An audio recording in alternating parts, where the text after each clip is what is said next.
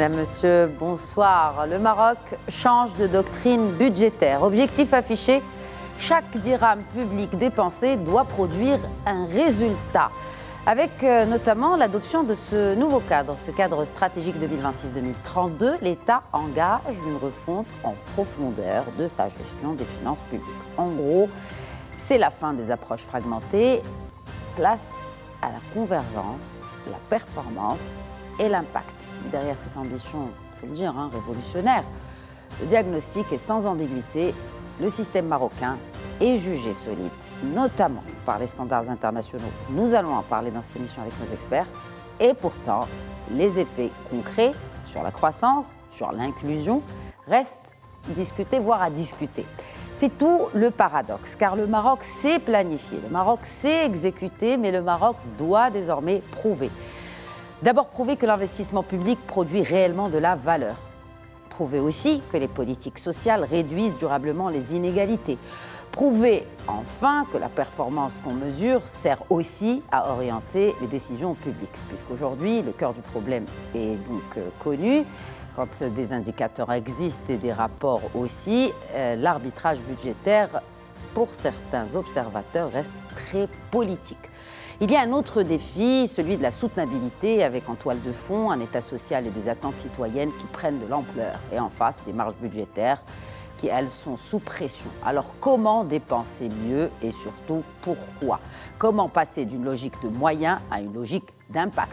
Comment imposer une vraie redevabilité des gestionnaires publics et faire de la donnée un outil de décision et pas seulement de communication? Comment surtout passer d'une réforme techniquement ambitieuse à une réforme avec des effets visibles pour vous et moi, pour tous les citoyens marocains? Pour répondre à ces questions de fond, j'ai le plaisir d'accueillir ce soir M. Taïb Aïs, expert comptable et économiste. Bonsoir. Bonsoir. Bienvenue à vous sur le plateau de questions d'actu. Merci. Avec nous aussi, c'est un plaisir de l'accueillir, l'expert et professeur en finances publiques à la Faculté des sciences juridiques, économiques et sociales, Mohamed Cinq à Rabat, professeur Hassan Arrafi, pardon. J'ai failli oublier votre nom. Comment ai-je pu? Comment allez-vous? Ça va, merci. Je vais rappeler à nos téléspectateurs, et pour ceux qui ne le savent pas, que vous avez publié plusieurs ouvrages en finances publiques. Le tout dernier en date, publié chez REMA, de la Revue marocaine d'administration locale et de développement, c'est celui-ci. Droit constitutionnel, financier et fiscal, études de droit comparées. Donc votre dernière publication, professeur Arrafi, préfacée par M. Mohamed Amin Ben Abdallah. Voilà, que nous saluons d'ailleurs à cette occasion. Merci. Merci d'être avec nous. Se joint à nous depuis Casablanca, professeur Abdelatif Komat, consultant en socio-économique. Bonsoir, professeur Komat, c'est un plaisir de vous accueillir. Merci, le plaisir est partagé. Vous accueillir bien sûr en distanciel aujourd'hui. Alors, professeur Arrafi, un peu de pédagogie, comme le veut la coutume dans cette émission. Qu'est-ce que cette réforme et pourquoi maintenant? Merci de votre aimable invitation pour participer à un sujet qui est pourvu d'une importance extrême, du point de vue contexte et du point de vue pertinence. Je pense que c'est un rapport qui s'inscrit dans une logique qui est constructive suite à l'évaluation effectuée par les institutions de Bretton Woods, ce qu'on appelle les rapports PIFA, Public Expenditure and Financial Accounting. C'est un rapport, c'est un cadre méthodologique d'évaluation des systèmes de gestion des finances publiques à l'échelon universel. C'est une évaluation périodique et le dernier rapport a été publié très récemment. Et je pense que c'est une logique très, très applaudie de la part du ministère des Finances, qu'ils réagissent avec des mesures stratégiques. Et on peut considérer le rapport que le ministère des Finances, c'est une sorte de feuille de route afin de répondre aux observations du rapport PIFA, en sus d'autres rapports d'évaluation qui sont effectués par la Cour des comptes ou par d'autres instances évaluatives. National. National. Il y a d'autres institutions qui effectuent de temps à l'autre des évaluations, comme les bailleurs de fonds, comme la BAD, etc. Et donc, ce que propose le rapport, ce sont des mesures correctives qui s'inscrivent dans l'amélioration continue du processus de réforme qui a été initié suite à l'adoption de la loi organique relative aux lois de finances 133, adoptée en 2015. Et les dernières dispositions en principe, ils sont censés être mis en vigueur à partir de 2020. Donc déjà, 6 ans de pratique, on peut dire que c'est le moment de s'arrêter et de réfléchir avec un sang-froid. Est-ce que ce que nous avons réalisé, est-ce qu'il ne demande pas des efforts davantage? Et donc le rapport, c'est une réponse à cette évaluation. Bien entendu, quand on parle de... Même le terme de réforme qui a été initié dans le titrage de ce rapport, il est promoteur, comme quoi peut-être on va voir demain une réforme de la loi organique des finances, une vraie réforme, pas uniquement des adaptations techniques de certaines dispositions afin de solutionner quelques problèmes de procédure relatifs à la dette ou autre chose. Mais personnellement, j'ai lu ce rapport avec beaucoup de sens objectif. Et si on arrive à réaliser ce que les évaluations de PIFA ils ont déjà mentionné, quoique on ne doit pas rester dans la normativité, parce que s'il y a quelque chose à reprocher, entre guillemets, la texture de ce rapport, c'est qu'il est majoritairement normatif. Donc on est dans la normativité, tout en sachant que les problèmes qui se posent pour l'amélioration des finances publiques résident dans la pratique, résident dans la mise en scène et la mise en œuvre de ce qu'on pense en termes de législation et en termes de stratégie. Oui, d'autant plus que je le disais, le système marocain est jugé solide par ce PIFA, par ces institutions de Bretton Woods, à savoir le Fonds monétaire international et la Banque mondiale. Je vous propose, messieurs, de faire une petite SWOT analysis. En gros, analyser un peu les forces, les opportunités, mais aussi les faiblesses de ce nouveau cadre, ou cette réforme de la gestion de nos finances publiques. D'abord, les forces. Quelles sont celles que vous avez identifiées ? Alors déjà, il faut rappeler en fait que cette réforme, en fait, c'est un changement de paradigme et un changement culturel qui est en train de se faire, mais qui n'a pas commencé aujourd'hui en fait. Il a déjà commencé bien avant, déjà, surtout notamment avec une étape forte, c'est la loi organique de 2015, qui était préparée déjà à partir de 2013. C'est la loi 133. D'accord, donc c'est cette loi, donc de la loi organique relative à la loi de finances, qui a déjà donné le sens en fait à cette réforme. Donc pour vous, ça ne démarre pas avec l'ancrage avec PEFA, avec ce rapport PEFA, non, en fait, qui donne un peu cette base de crédibilité internationale à cette réforme. Je pense que c'est la continuité. Parce que très bien. Déjà, la loi de finances, la loi organique a déjà énoncé les principes en fait de ce changement justement de paradigme qui consiste à passer d'une administration qui travaille avec les moyens, ça veut dire vous êtes un secrétaire général d'une administration, vous avez des moyens et votre rôle c'est de dépenser les moyens, de dépenser, en fait, de réaliser les dépenses en fait, à une logique de résultat. Et on passe d'un secrétaire général à un gestionnaire. C'est ça en fait la vraie philosophie de cette réforme qui est importante. Et donc en tant que gestionnaire, donc là c'est justement la nouveauté de toute cette réforme en fait, vous avez des moyens, l'État vous donne des moyens, mais c'est à vous de réaliser des résultats. Donc on attend de vous des résultats, pas seulement de dépenser, parce qu'en fait avant, vous vous rappelez, avant la fin de l'année, avant décembre, toutes les administrations étaient en train de courir pour justement dépenser le maximum donc, de leur budget pour ne pas justement avoir des budgets qui n'ont pas été dépensés, sinon ils tombent dans la masse. Mais ça tombe bien parce qu'il y a des modifications qui sont envisagées pour cette loi organique de la loi de finances 133 que vous venez d'évoquer, qui est mise en œuvre depuis 2016. Parmi ces modifications, c'est l'élargissement du champ d'action de la loi organique pour inclure les établissements et entreprises publics non commerciaux. Exactement.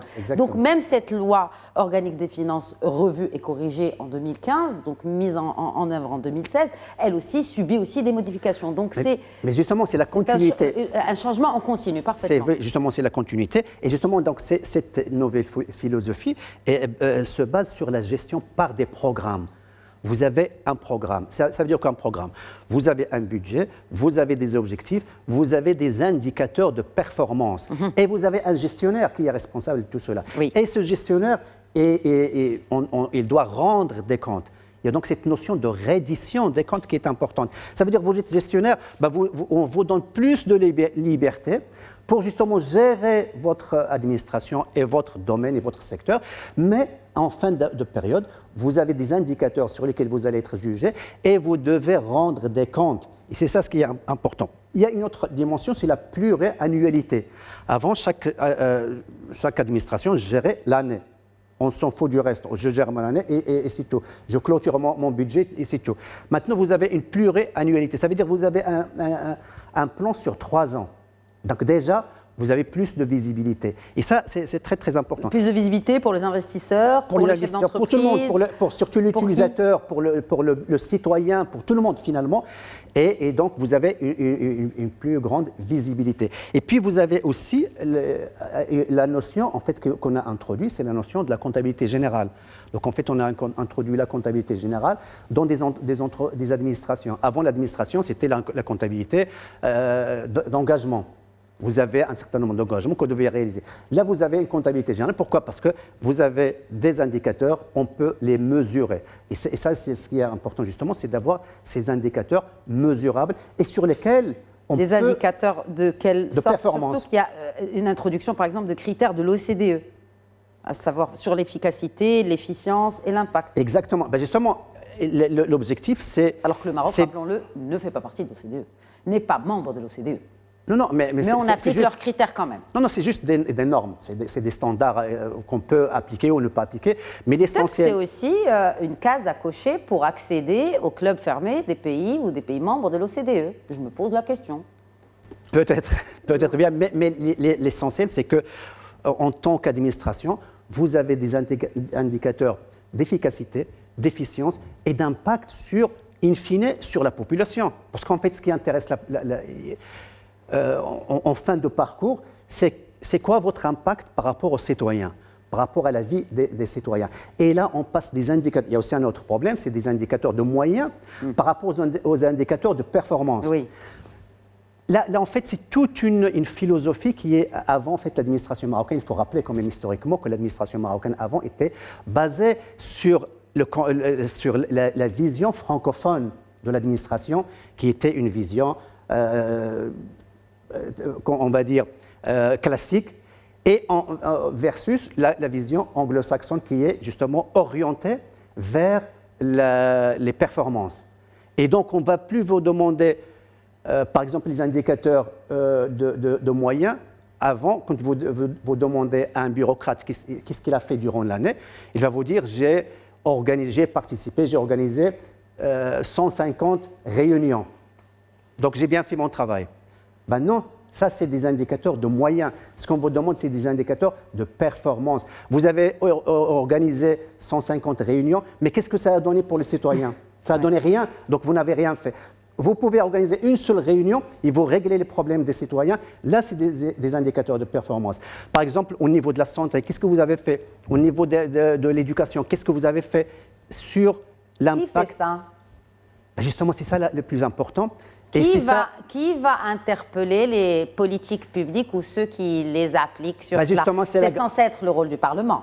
Exactement. Vous avez le Parlement, vous avez la Cour des comptes, vous avez les GIF, vous avez un certain nombre... On a tout ça. On a tout ça, mais on n'a pas... Par exemple, la Cour des comptes n'a pas les moyens de faire tout cela. Il le fait, mais il n'a pas les moyens de faire tout ça. On a un ancien magistrat de la Cour des comptes avec nous. Mais il n'a pas... Attention à ce qu'on dit sur la Cour des comptes. Mais ça, il le sait. Et malheureusement, la Cour des comptes... Confirmez, c'est Rafi. La Cour des comptes... Je termine juste. La Cour des comptes fait son travail, mais il n'a pas toute la latitude pour le faire. Il n'a pas les moyens, il n'a pas le temps. Les moyens? Non, les moyens surtout. Prérogatives ou moyens? Les moyens. Il a les prérogatives, mais il a les moyens. Moyens humains, moyens... Moyens humains, vous savez, la Cour des comptes, normalement, il doit faire toutes les administrations chaque année. Il ne peut pas le faire. Vous avez les GFOC qui fait son travail. Vous avez le Parlement. Malheureusement, le Parlement, il n'a pas toute la technicité pour contrôler. Mais justement. Il est appelé à monter en puissance dans la redevabilité financière, dans son rôle, même pour la performance, mais aussi sur l'élaboration l'élaboration de la loi de finances. Exact. Mais justement, une des faiblesses justement de ce système marocain, c'est qu'on n'a pas un organisme dédié au contrôle justement de ces différentes administrations. Mais si on donne suffisamment de moyens à la Cour des comptes, il peut le faire. Il y a aussi... oui, c'est Arafi, peut-être réponse... Un petit commentaire oui, bien sûr. Sur la question des indicateurs logiques. Alors, avec la loi organique des finances, le législateur marocain a décidé de passer d'une logique de moyens à une logique de résultats. Ça, c'est un débat qui, je pense, sur lequel tout le monde est d'accord. Le problème, il est comment ? Comment passer d'une logique de moyens à une logique de résultats ou de performance. Pour ce faire, on a institué ce qu'on appelle les responsables des programmes et les programmes de performance. Je pense que le hic est là. Ce n'est pas dans la construction d'indicateurs, parce que les indicateurs, comme vous l'avez souligné, vous pouvez vous inspirer des indicateurs de l'OCDE, vous pouvez vous inspirer des indicateurs des agences de rating, vous pouvez vous inspirer... Mais c'est le cas aujourd'hui pour l'OCDE. Vous pouvez vous inspirer des indicateurs. Il y a 93 indicateurs dans le rapport PIFA. C'est pour ça que... Ce n'est pas ça, à mon avis, le problème. Le problème n'est pas de l'KPI. L'KPI, donc, on peut construire. Mais le problème, est-ce qu'on est en train de poser le bon indicateur? Parce que le bon indicateur, il est exprimé par le citoyen. Donc là, vous êtes dans les faiblesses, pas dans les forces. Oui. Non, bon, c'est comme je disais, on fait comme une analyse SWOT. Donc là, on a vu les forces. Peut-être les forces. On n'a pas parlé, par exemple, de la soutenabilité. Comment, aujourd'hui, elle passe d'un sujet isolé à une problématique systémique. Le cœur de l'observation du rapport PIFA, il n'a pas critiqué le montage théorique de la gestion de performance. Il dit que il est suffisamment solide, mais il est perfectible sur le plan au niveau de la pratique. Moi, où ça coince, à mon avis, en tant qu'observateur, ça coince au niveau de la culture du manager public. Du fonctionnaire, Parce que là, effectivement, on fait une lecture managériale de la gestion des finances publiques. Là, vous parlez du manager public, on ne l'a jamais entendu, ce concept. On parle du fonctionnaire. On parle gestionnaire de programme. Restons dans le gestionnaire de programme. Voilà, parce que vous parlez d'un nouveau mindset. Ça commence déjà par le jargon. Le manager public, ça peut être un leadership, comme ça peut être un petit fonctionnaire qui exécute un marché dans le chantier. C'est même le leader, en tout cas, que ce soit un chef de division ou un secrétaire général, c'est un fonctionnaire. Pour résoudre ce problème de performance au Maroc, à mon avis, il ne résiste pas dans la technique. La technique, elle est importante. La technique, je pense, on peut faire des formations, on peut introduire des systèmes d'information. Donc c'est un problème fondamental. Mais le problème fondamental, est-ce que celui qui gère les deniers publics, il a la culture de la performance dans son thinking? Il croit à la performance. Je vous dis un exemple. Maintenant, si vous demandez à un gestionnaire, il vous dit que la performance. Vous voulez construire un immeuble? Je le construis. Oui. Mais est-ce qu'il ne va pas s'engager sur la qualité des soins? Si vous voulez que je construise une école, je vais la construire, mais je ne vais pas m'engager sur la qualité de l'enseignement. Et donc, aujourd'hui, quand on parle de la performance, comme disaient les Américains, ce sont des outcomes ou les adverse outcomes, c'est-à-dire l'impact. Ou l'impact d'une école, il est mesurable quand? Prenons l'exemple d'une école. Pour peut-être simplifier aussi les choses aux téléspectateurs, si vous prenez une école, quand pouvez-vous réellement mesurer l'impact d'une école? Je vous dis un exemple. Vous avez mis l'accent sur un exemple très illustratif. Aujourd'hui, on prend l'abandon scolaire. Bon, quelqu'un qui est très simpliste dans son esprit, il va pointer le doigt accusateur vers le ministère de l'Éducation nationale comme responsable de l'éducation. Moi, je vous dis non. 50%. Pas seul. 50% des mobiles qui sont derrière l'abandon scolaire ne relèvent pas du ministère de l'Éducation nationale. À quoi sert une école si vous n'avez pas mis les pistes rurales qui vont ramener les enfants à l'école? Ça ne sert à rien, une école. Ministère de l'Équipement. Ou le ministère du Transport, pour le transport scolaire. Donc maintenant, je veux bien attirer votre attention et je lance un message sur la prochaine réforme. Chose qu'on a beaucoup manqué. Au niveau de la réforme des finances publiques au Maroc, on a essayé de s'inspirer des autres expériences, mais on a manqué de s'inspirer d'une notion très importante, c'est la notion de mission. On raisonne toujours sur le plan sectoriel ou sur le plan ministériel. En fait, si on veut vraiment être performant, il faut résoudre deux problèmes, à mon avis. Un problème Humain. très stratégique et un problème opérationnel. Le stratégique, il faut raisonner en termes de mission. On doit finir avec que l'enfance, c'est l'affaire du ministère chargé d'eux. Ou la santé, c'est le ministère chargé d'eux. En termes de budgétisation, ça veut dire, par exemple, pour une année budgétaire, pour une loi de finances, on va mettre le paquet, excusez l'expression, sur l'éducation pour la législature actuelle, ou pour cette année. Et après, passer à la santé. C'est ce que vous dites. Ce que je dis, que l'État, ce que je défends, en tant que professeur et en tant que spécialiste des finances, ce que je défends, c'est que j'espère que le gouvernement prochain, avec la nouvelle réforme, qu'on doit finir avec ce raisonnement sectoriel. L'État marocain, il a 22, 24 missions, peu importe le nombre des ministères. Il y a des missions à laquelle il participe 5 ou 6 ministères. Il y a des missions à laquelle tout le gouvernement doit y participer. Et donc, on devrait définir les politiques publiques. Et pour ce faire, il faut solutionner un autre problème technique qui passe parfois inaperçu. C'est la nomenclature budgétaire. Jusqu'à l'heure actuelle, on n'exploite pas d'une manière optimale la nomenclature fonctionnelle de l'État. Et ça a été dit et redit par la Banque mondiale plusieurs fois, et dans les rapports PIFA précédents. Et je pense que ce problème stratégique et ce problème opérationnel doivent être résolus pour qu'on puisse parler vraiment de fondements rationnels et opérationnels pour réaliser cette logique de performance sur le terrain. Alors, nous avons aussi avec nous un troisième invité, on ne l'a pas oublié, professeur Abdelatif Komat. Après avoir écouté tout cela, peut-être d'abord un complément d'information et aussi, selon vous, le problème est plutôt technique ou institutionnel? Non, je dirais qu'il est plutôt managérial. En fait, toutes les collègues l'ont dit, c'est un processus. Vous savez que depuis les années 70, il y avait en fait un cadrage en fait de la gestion budgétaire, mais qui a été revu dans les années 2015 dans le cadre de la loi organique. Alors, la loi organique, justement, il a prévu toutes ces dimensions. Tout d'abord, en termes de programmation triennale, en termes d'outils de suivi et en termes d'objectifs, en termes de résultats et de performance.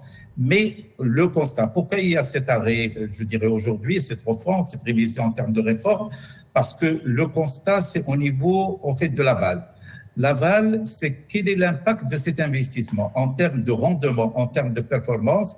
Il s'avère que notre pays est parmi les plus grands investisseurs au niveau mondial. Vous savez qu'on parle de 32% et on parle des 2/3 de l'investissement, c'est de l'investissement public. Mais malheureusement, le retour sur investissement, il est en deçà, en fait, de la moyenne, notamment des pays émergents. On estime qu'il est pratiquement à la moitié, en fait, du rendement de pays comme la Turquie, comme des pays de l'Asie du Sud-Est, etc. Donc, il y a un problème de retour sur investissement. Et bien évidemment, il y a lieu d'expliquer, parce que le fait aujourd'hui d'axer sur les résultats, sur la performance, parce que c'est à ce niveau-là que nous avons un problème. Ce n'est pas un problème de mobilisation des ressources, ce n'est pas un problème de moyens, mais c'est un problème d'efficacité, d'efficience et de performance. Et c'est pour cela qu'il y a cette orientation objective ou cette orientation projet. Lorsqu'on parle programme, ce sont des projets avec la triade des projets, à savoir des délais, des moyens, mais également des engagements en termes de résultats et de qualité. Et à ce niveau-là, on n'a pas pu encore évoluer.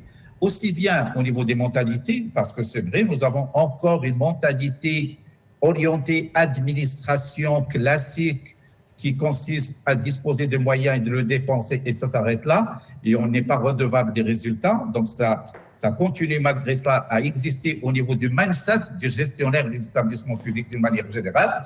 Et puis également en termes, je dirais, d'approche et de méthode de management.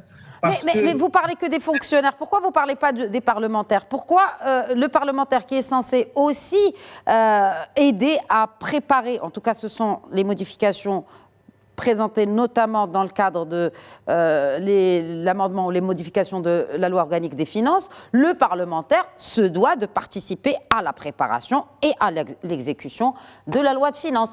Pourquoi on ne parle pas du rôle aussi du parlementaire? Nous sommes dans une année électorale, hein, donc je me dois de poser la question aussi. Alors, le parlementaire, il a un rôle, mais on parle essentiellement d'un rôle de contrôle. Moi, j'évoque en fait la dimension managériale, c'est-à-dire celui qui gère, il doit avoir comme objectif le rendement, la rentabilité et la performance. Et c'est la question de la gouvernance. Vous savez que la question de la gouvernance, d'ailleurs, on la retrouve systématiquement dans toutes les lois de finances. On parle bien sûr des objectifs économiques, création d'emplois, investissement. Le deuxième bloc au niveau des lois de finances, c'est l'État social. On parle de la gouvernance et on parle de la soutenabilité. Pratiquement, on les retrouve dans toutes les lois de finances ces dernières années. Alors, la question de la gouvernance reste une question fondamentale. Comment on gère, en fait, les projets qui sont gérés, notamment par l'État ou par les entreprises publiques? Oui, mais l'État reste centraliseur de la dépense. Alors, bien sûr, l'État centralise la dépense, en fait, mais c'est les méthodes, justement, de gérer cette dépense. Parce que la problématique, elle est posée essentiellement au niveau de l'optimisation de la dépense. Il faut que ce soit une dépense orientée résultat, alors qu'il s'agit, en fait, d'activités économiques ou infrastructurelles. Vous savez que, également, l'État investit en matière d'infrastructure, ou qu'il s'agisse en fait, de ponts sociaux. Et là, bien sûr, on évoque les questions comme la santé, comme l'éducation, etc. Très bien. Oui, c'est comme donc le diagnostic est clair aujourd'hui, mais qu'en est-il de ce qui reste à faire, en fait? Le diagnostic, on le voit, il est on ne peut plus clair.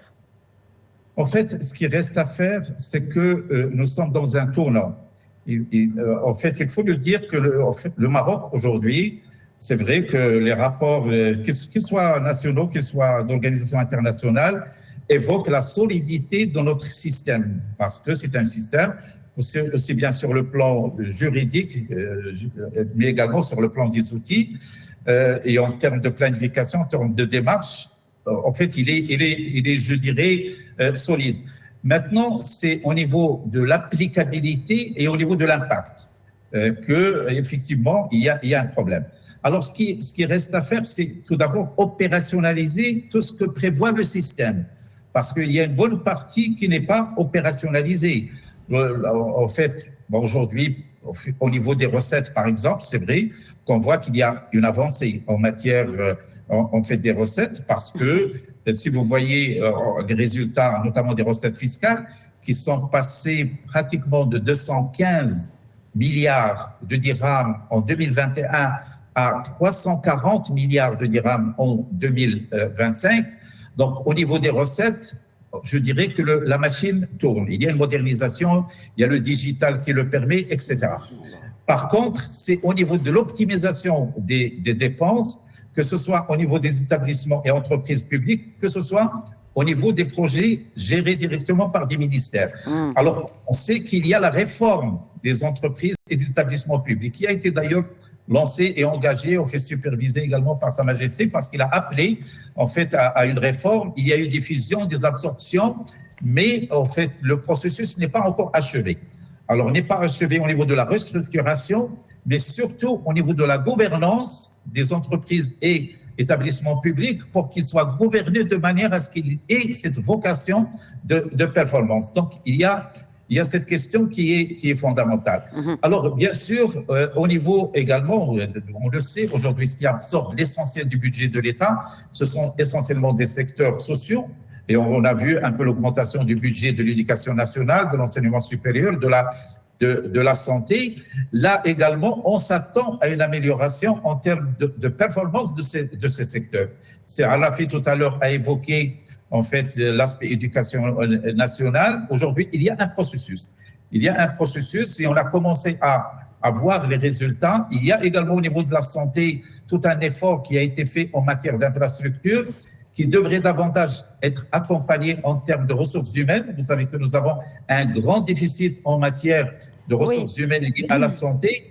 Alors, ce qu'il faudrait, c'est de continuer ce processus, mais toujours se poser comme objectif, c'est que nous devrions être dans une logique de résultat, de performance, et que nous devrions être dans une logique de management selon les règles de management, avec des arrêts d'évaluation, avec des rectifications, avec des indicateurs de performance, avec de l'accompagnement en termes de formation. Donc, toutes ces dimensions devraient permettre justement à l'investissement public d'être à la page de la rentabilité que l'investissement privé. Merci. Alors, soit, c'est très bien.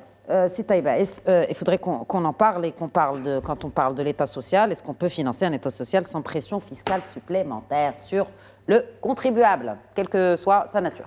Évidemment, la fiscalité est importante au Maroc, mais en fait, aussi, on a vu effectivement une évolution importante des recettes fiscales, Ben oui. mais qui ne correspondent pas, il y a une grande... Il n'y a pas la même évolution de l'économie marocaine. Par exemple, l'économie marocaine, la croissance s'est tournée entre 3 et 4%, alors que les recettes fiscales sont beaucoup plus que ça. C'est de l'ordre de 15% de 2024 à 2025. Sans réel élargissement de l'assiette fiscale. Voilà, donc on a un problème. Ça, en fait, on a un problème de l'élargissement de l'assiette fiscale. Bon, on a toujours 35 à 40% de l'économie souterraine, de l'économie informelle, sur laquelle il va falloir travailler. Il y a une disposition dans la dernière loi de finances qui concerne à fiscaliser donc, les acquisitions en espèces de l'immobilier. Ça ne va pas donner grand-chose au niveau justement de l'absorption de l'économie souterraine. Il y avait un certain nombre de dispositions qui ont été dans la fiscalité marocaine, mais malheureusement qui ont été supprimées les dernières années, notamment le taux de 10% pour les très petites entreprises. Donc les très petites entreprises payaient 10%, alors que maintenant on est passé à 20%. Alors que les grandes entreprises qui payaient 31% sont passées aussi à 20%. Ça veut dire en fait, pour les petits, on a augmenté la pression. Pour les grandes, on a réduit la pression. On a aussi le taux entrepreneur qui était justement un artifice très très important pour extirper donc les gens de l'informel vers le formel. Mais malheureusement, on a instauré une fiscalisation. On passe de 1% à 30% à partir de 80 000 dirhams de chiffre d'affaires, ce qui est vraiment très très bas. Vous savez que le taux entrepreneur, le maximum de chiffre d'affaires annuel, c'est 200 000 dirhams. Donc c'est vraiment small. Et donc là, en fait, on a fiscalisé un certain nombre de moyens qui permettaient justement de faire sortir les gens de l'informel vers la formalisation. Il va falloir revoir ces différents mécanismes. Alors, juste pour revenir, le problème de cette réforme, un des points importants, c'est la convergence des politiques publiques. C'est ça, en fait, il y a énormément de... il y a un département. Il y a énormément de départements ministériels et chaque département est cloisonné. Et donc, il va falloir décloisonner ces différents départements et avoir donc justement cette convergence des politiques publiques. Il y a un ministère qui porte... il y a un département dans un ministère. En fait, c'est le ministère de l'Investissement et de la convergence des politiques publiques. L'idée, en fait, ce n'est pas d'avoir des ministères, etc. C'est vraiment de décloisonner. Si on parle en mission, là, c'est les missions aussi. Si on va réfléchir en mission, c'est les missions. C'est la mission affichée d'un ministère, d'un département qui compte plusieurs dizaines de fonctionnaires et leur mission, c'est la convergence des politiques publiques. Ça fait quasiment 5 ans que ce ministère existe. La seule mission du gouvernement, de tous les bureaucrates, c'est le bien du citoyen marocain. Il y a une seule mission. En théorie. D'accord ? Non, pas en théorie, en réalité. Mais justement, il y a un problème culturel, effectivement, qui est très, très important. Mais ce problème culturel, il vient d'où ? Il vient justement de ce changement de paradigme qui n'a pas été bien expliqué, explicité aux différents responsables et aux bureaucrates. Avant, effectivement, le bureaucrate, il devait juste dépenser. Le résultat, ça ne l'intéresse pas. On est passé vers une autre logique. Donc, il faut avoir des résultats. Mais il n'y a pas, justement, on a donné plus de liberté aux gestionnaires. Avant, il y avait un contrôle a priori. Ça veut dire que le responsable ne devait faire aucune dépense si on n'a pas validé la réponse. Il y avait tout un contrôle a priori. On est passé du contrôle a priori vers le contrôle a posteriori. Ça veut dire, vous êtes responsable, vous dépensez, il n'y a pas de problème. Ouais, c'est le rôle du parlementaire, je l'ai dit tout à l'heure. Le parlementaire est censé apporter son grain de sel à l'élaboration. Ça, c'est en amont, pas en aval. En amont, je parle du budget de la loi de finances, du projet de loi de finances. Je vais venir au Parlement. Donc déjà, je termine cette idée qui est importante. Donc le responsable était contrôlé a priori. Maintenant, il a plus de responsabilités. Il est contrôlé a posteriori. Et il est contrôlé sur ce qu'il a dépensé, sur la régularité, mais aussi sur l'opportunité et sur les performances. Contrôlé par qui? Attendez, j'y arrive. Ah, voilà. J'y arrive. Donc si, il y a un certain nombre de contrôles, mais justement, au niveau culturel, il n'y a pas encore cette compréhension de cette chose, de ce changement. Mais ça va venir. Vous savez pourquoi ça va venir? Parce que vous avez remarqué certainement qu'il y a un certain nombre de responsables des différentes administrations, des collectivités territoriales, etc., qui sont en prison. Pourquoi? Parce que justement, on commence à contrôler a priori, et donc il est responsable. Vous avez plus de responsabilités, mais vous devez appliquer un certain nombre de lois, sinon, au niveau de la régularité, au niveau donc des indicateurs, sinon, vous avez un contrôle. Évidemment, ça va créer un choc au début, mais par la suite, les gens vont s'adapter par la force de la loi. Maintenant, il faut continuer justement dans ce rôle. Maintenant, le Parlement. Certains parlementaires et certains responsables sont en prison, pas par rapport à leur mission. Parce que justement, certains sont en prison pour des affaires personnelles. Non, je ne parle pas des affaires personnelles. Qui n'ont rien à voir avec le poste. On ne parle pas des affaires personnelles, mais on parle des affaires qui concernent l'administration et la gestion, de la chose publique. Maintenant, le Parlement, effectivement, c'est une institution qui est là pour contrôler. C'est une institution qui est là pour, évidemment, c'est une institution qui légifère, d'accord, en priorité, mais qui contrôle. La problématique, c'est qu'au niveau du Parlement, au niveau des commissions techniques, nous n'avons pas suffisamment de technicité qui permettent à ces parlementaires de comprendre et de contrôler ces politiques publiques. Mais il va falloir justement faire un effort à ce niveau-là. Déjà, c'est le citoyen qui doit faire l'effort de voter à des parlementaires qui ont un niveau, qui peut justement contrôler, qui peut comprendre ce qui se passe et contrôler donc les différentes administrations, les différents programmes, et justement émettre des avis sérieux. Et il y a un certain nombre, au niveau du Parlement, il y a un certain nombre de mécanismes qui permettent de suivre, de questionner, d'auditionner des ministres, des responsables, etc., etc. Donc il va falloir activer tout cet arsenal. Et c'est les parlementaires qui doivent l'activer. Évidemment, les parlementaires doivent être au niveau de cette tâche. Et c'est le citoyen qui choisit, qui est censé choisir justement ces parlementaires. Et c'est à lui justement de choisir les parlementaires qui le représentent et qui défendent le citoyen. Parce qu'encore une fois, ce qui est important, c'est le citoyen. In fine, toutes les différentes politiques, c'est pour les citoyens. Très bien. Parlons de cette centralité de l'État dans la dépense, toujours si Arafi, et cette tertiarisation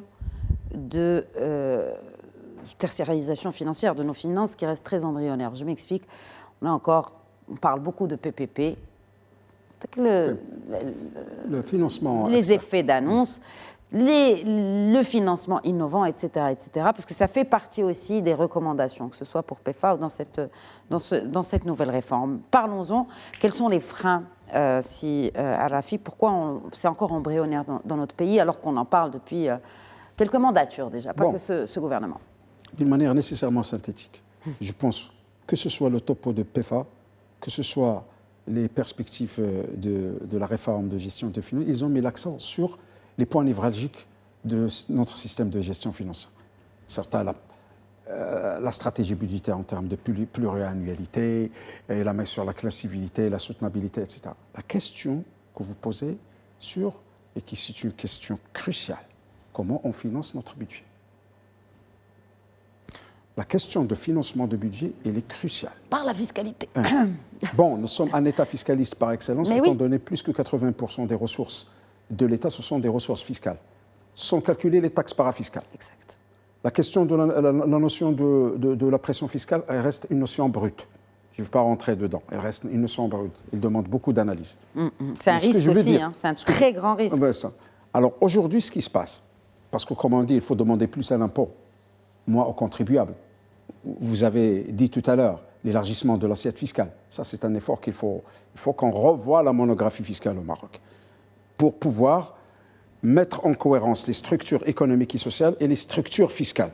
Ça, c'est une grande problématique dont on a essayé de fournir des éléments de réponse à travers les différentes assises fiscales qui ont été couronnées par la réforme la dernière réforme de la loi cadre sur la fiscalité. Mais il y a un autre élément si on essaie de porter une analyse sur les besoins de financement du Trésor. Les besoins de financement du Trésor signifient que il faut les financer. Comment on les finance? Alors là où le rapport il y a un manquement dans le rapport. C'est-à-dire, cette histoire de financement innovant, on en a parlé, ça, les fameux financements innovants, qu'est-ce que ça veut dire? Parfois, on utilise un anglicisme, le leaseback, etc. Mais au juste, c'est quelque chose qui n'est pas suffisamment clair jusqu'à l'heure actuelle. Pourquoi? Il y a le cadre, il y a tout. Non, il n'y a pas de cadre. Il y a uniquement les chiffres. Il y a un cadre quand même. Non, malheureusement, il n'y a pas un cadre juridique. Non, il n'y a pas un pour cadre. Certains financements. Il n'y a pas un cadre juridique, je vous le confirme. Jusqu'alors, si quelqu'un a un cadre juridique pour ses financements innovants, il ne le ment. Alors, où est l'ingénierie financière dans nos finances publiques? En tant que financier, observateur de finances publiques, quand je lis dans la balance de la loi de finances que les produits de financement innovant et les produits de privatisation sont inscrits dans le budget de fonctionnement, j'ai dit qu'il y a problème quelque part. Comptablement, et nous avons un expert comptable avec nous, jamais on peut imputer une recette exceptionnelle comme étant une recette ordinaire. Qu'est-ce que ça change? Ça change. Aussi, il faut qu'on explique aussi aux gens qui nous regardent. Je vous explique très simplement. Très simplement. Très simplement. Parce que nous ne sommes pas tous experts comptables, chevronnés d'ailleurs, mais il faut qu'on comprenne. Vous savez, la gestion des finances de l'État ne se distingue pas de la gestion des finances des ménages. C'est uniquement la terminologie qui change, mais la logique est la même. Si vous avez un budget, vous avez un budget de fonctionnement et d'investissement. D'accord? Vous avez un budget de fonctionnement. Et donc, vous essayez de financer votre budget à travers des recettes courantes ou non courantes. D'accord? Si vous avez, par exemple, vous financez votre train quotidien, c'est l'État, le fonctionnement, d'accord?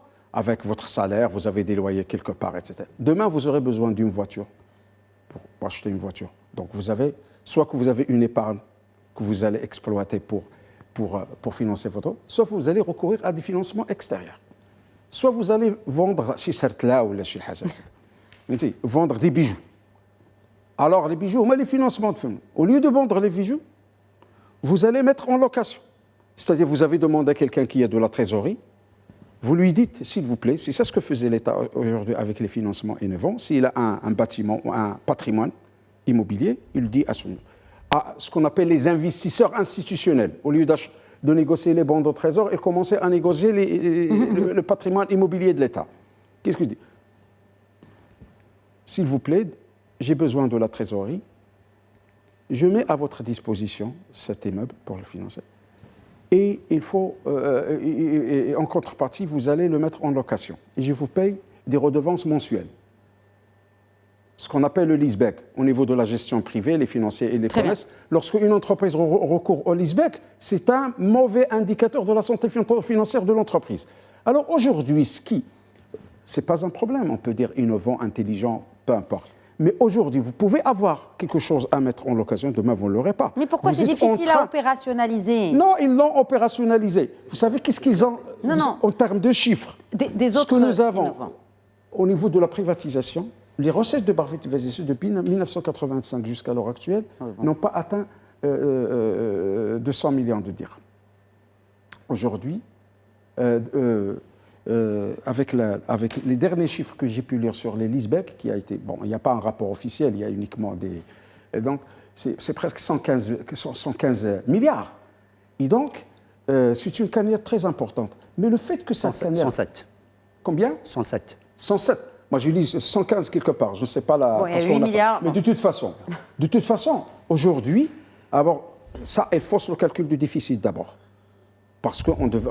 Ça, c'est un moyen pour financer le trésor. Ce n'est pas une recette structurelle. Donc, même les indicateurs ne permettent pas de décider efficacement. Est-ce que c'est ce que vous dites? Ce que je dis, que le calcul du déficit budgétaire au Maroc doit être revu. Donc, les indicateurs qu'on prend en considération aujourd'hui ne sont pas suffisants. Oui, parce qu'on a le verre dans le fruit. Quand vous mettez une recette exceptionnelle comme étant une recette ordinaire, vous êtes en train de fausser le calcul. D'accord. Je pense sur le plan technique, et la Banque mondiale, elle le sait déjà. Aujourd'hui, on a besoin de financement, Mais demain, peut-être vous êtes en train de solutionner un problème pour aujourd'hui, mais vous allez créer un autre pour les futurs gouvernements. Et donc ça, c'est essentiel à mettre en exergue. Et c'est parmi les points qui n'ont pas été suffisamment traités, même par le rapport PIFA. Même le rapport PIFA n'a pas mis l'accent là-dessus. Alors, juste si vous permettez, pour continuer sur ces financements innovants, qui n'ont rien d'innovation en fait, c'est un piège à double niveau. D'abord, des biens qui appartiennent à l'État, que l'État exploite gratuitement, dorénavant, il va payer un loyer sur les mêmes biens. Parce qu'en fait, qu'est-ce qui se passe? C'est un artifice, c'est juste un artifice. Vous avez par exemple une université, vous allez vendre cette université à un organisme qui sera dont le capital est détenu essentiellement par la CDG, par la CNSS, par la CIMER, etc., qui ont de l'argent. Et donc l'État va avoir de l'argent frais. Ils ont besoin de liquidité, exactement. Ouais, il va avoir de l'argent frais, mais chaque année, il doit payer un loyer. Oui. Le grand piège, c'est quoi? C'est qu'on a créé des entités privées qui, demain, pourraient être vendues à des privés, nationaux, internationaux. Oui. Et du coup, le patrimoine de l'État va échapper à l'État. Il va devenir le Maroc ne fait pas exception, c'est partout. Hein. On retrouve ça à Londres, à Washington, on n'est pas avec des investisseurs du Moyen-Orient. On n'est pas à Londres, on n'est pas à Washington. On parle d'économies qui font des taux de croissance plus que celui que vous avez évoqué tout à l'heure, et d'économies dans le top 5 mondial. Non, mais il faut juste comprendre qu'il y a ce risque-là. Il y a un risque de quoi? De dépendance? Non, il y a un risque de voir le patrimoine de l'État qui va vers le privé. Parce que quand on crée, très bien. Quand on crée des artifices, des sociétés, des organes qui ont la propriété du patrimoine de l'État, demain, on peut les vendre. Demain, la CDG, etc. peut vendre. L'idée est claire. On n'a pas trop développé les PPP non plus. C'est dommage, mais il nous reste une question centrale aujourd'hui. Comment le Maroc peut passer d'un État qui dépense bien à un État qui transforme? Parce que c'est l'objectif même de cette réforme. J'ai commencé par Abdelatif Komat. Il y a un tour de table sur cette question centrale. Alors, en fait, aujourd'hui, il y a un enjeu. Vous savez que le Maroc, nous sommes dans un tournant. Nous sommes dans un tournant parce que nous sommes engagés sur des projets structurants. Et en même temps, en fait, on a besoin de maintenir un certain équilibre.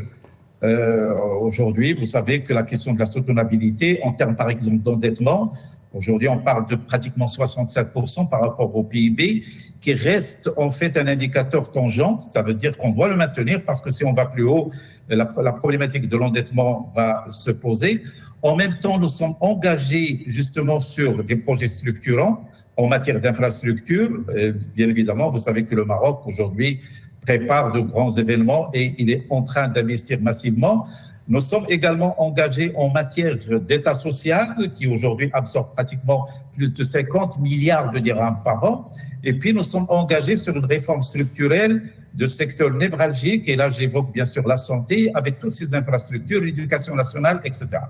Et donc, ce qui fait que lorsque je dis un tournant, soit il s'agit bien sûr d'optimiser, il s'agit d'adopter une démarche qui, grâce à cette réforme, d'être applicable et opérationnelle et non pas seulement à moitié réalisée, soit peut-être on peut glisser vers des déviations qui pourraient faire supporter justement aussi bien à notre génération que génération future l'effet d'un déséquilibre macroéconomique.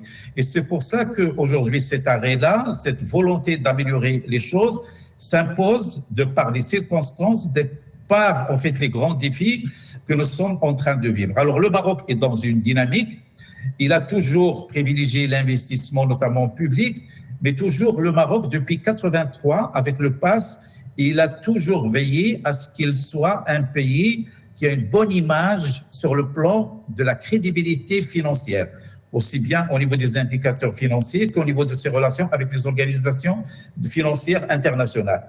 Et c'est pour ça qu'aujourd'hui, une réforme par rapport à cet aspect-là, d'autant plus que, c'est vrai, vous l'avez dit au départ, il y a un certain contraste entre justement le fait que nous avons un système qui est sur la base et au niveau de ses fondements est bien bâti, de la reconnaissance même des instances internationales, mais au niveau de ses effets, en termes de résultats, il reste discutable, et c'est pour ça qu'il va falloir justement marquer cet arrêt pour donner plus d'élan à l'opérationnalisation des principes de cette réforme. Merci. De manière à ce que, en fait, les choses s'améliorent dans l'avenir, et surtout en matière d'investissement public qui doit être plus rentable. Vous savez qu'il y a des indicateurs qui sont reconnus au niveau international, et le Maroc aujourd'hui, il est situé à peu près à 60% de ce qu'il pourrait réaliser comme potentiel en termes de retour d'investissement public. Et donc l'enjeu est très important au moment où il s'agit bien sûr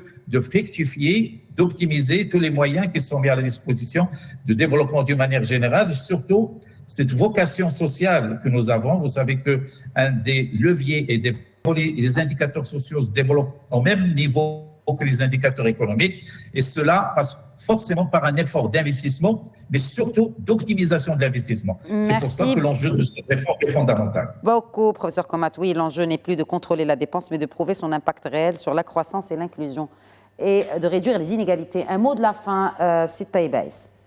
Donc, le Maroc, effectivement, il y a un certain nombre de progrès qui est fait au niveau de l'administration publique, mais aussi, on a oublié peut-être un point important, c'est la régionalisation et la régionalisation avancée, et aussi au niveau des